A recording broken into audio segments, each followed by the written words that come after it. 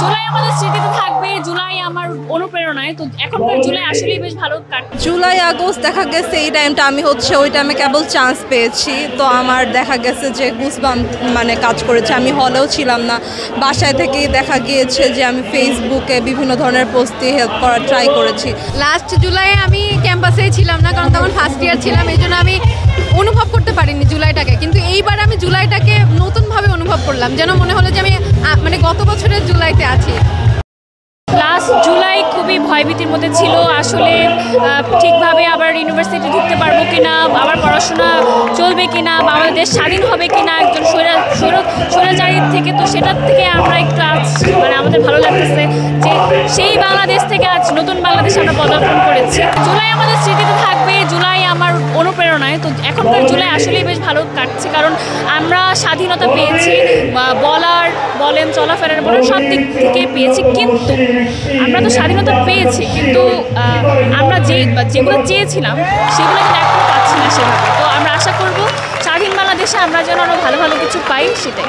July August দেখা গেছে এই টাইমটা আমি ওই টাইমে কেবল চান্স পেয়েছি, তো আমার দেখা গেছে যে গুজবাম্প কাজ করেছে। আমি হলেও ছিলাম না, বাসায় থেকেই দেখা গিয়েছে যে আমি ফেসবুকে বিভিন্ন ধরনের পোস্ট দিয়ে হেল্প করার ট্রাই করেছি। দেখা গেছে যে ফ্যামিলি থেকে আমাদেরকে আমাদের সব স্টুডেন্টকে, যারা আমরা ওই টাইমে চান্স পেয়েছি, ফ্যামিলি থেকে পোস্ট করতে বারবার মানা করেছে, বাট আমরা কন্টিনিউয়াসলি পোস্ট করে যাচ্ছিলাম। আমাদের মা বাবা একটা ভয় পাচ্ছিল যে আমাদের ধরে নিয়ে যাবে না। এখনকার জুলাই ভালো লাগছে, বাট অ্যাকচুয়ালি আমাদের গত বছরের তুলনায় দেখা গিয়েছে গত বছরের আগের বছরে দেশে যেরকম সরকার ছিল, দেশে একটা আইন ছিল, এটা দেখা যাচ্ছে এখন নয়।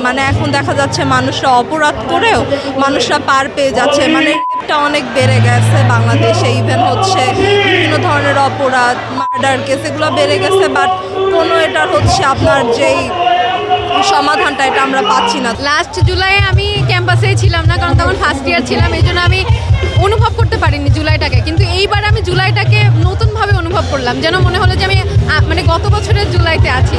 তো এটা একটা আলাদা রকম অনুভব, সব মিলাই ভালো ছিল। আমাদের যখন কোটা আন্দোলনটা শুরু হলো আর কি, তো তখন সবার মধ্যে যে স্পার্কটা আসছিল যে আমাদের ওই সময়ে সরকারের অধীনে আমাদের দেশের যে অবস্থা ছিল, বিশেষ করে কেউ কোনো কথা বলতে পারতো না, কিছু বললেই বিভিন্নভাবে তাদেরকে আক্রমণ করা হইতো, তাদের মুখ বন্ধ করা হইতো।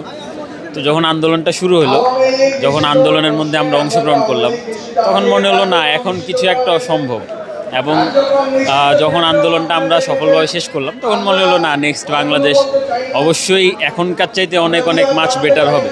তখন আমাদের যে আশাটা ছিল গত জুলাই আগস্টের আন্দোলনের সময়, তো সেই আশাটা দিন দিন চলে যাচ্ছে। তো সরকারের কাছে একটাই আবেদন, এই আশাটা যেন আমাদের শেষ না হয়ে যায়।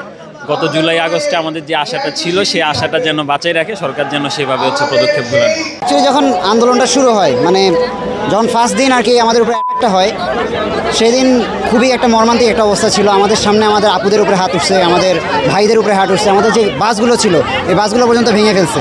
আমাদের যে বেসরকারি বিশ্ববিদ্যালয়ের ভাইরা ছিল, আমাদের যে আরও বহিরাগত মানুষজন ছিলেন, এবং তারপরে একই সাথে আমাদের সাথে যুক্ত হয়েছে যে আমাদের গণমানুষ, এর মাধ্যমে যে একটা গণজাগরণ হয়েছে, এই গণজাগরণের মাধ্যমে আসলে আমরা আমাদের স্বাধীনতা পাইছি। এটাই ছিল আমাদের লাস্ট জুলাই আগস্টের ব্যাপারে আর কি বলবো, এটা তো আমাদের জীবনে কমন হয়ে গেছে আর কি। আমাদের জীবনে দেখেন যে আমাদের জেনারেশন, আমাদের বাবার জেনারেশন, দাদুর জেনারেশন, প্রত্যেক জেনারেশনকেই রক্ত ঝরাতে হয়। তো আমাদের জেনারেশনের জন্য এটা অবধারিত ছিল, হয়ে গেছে।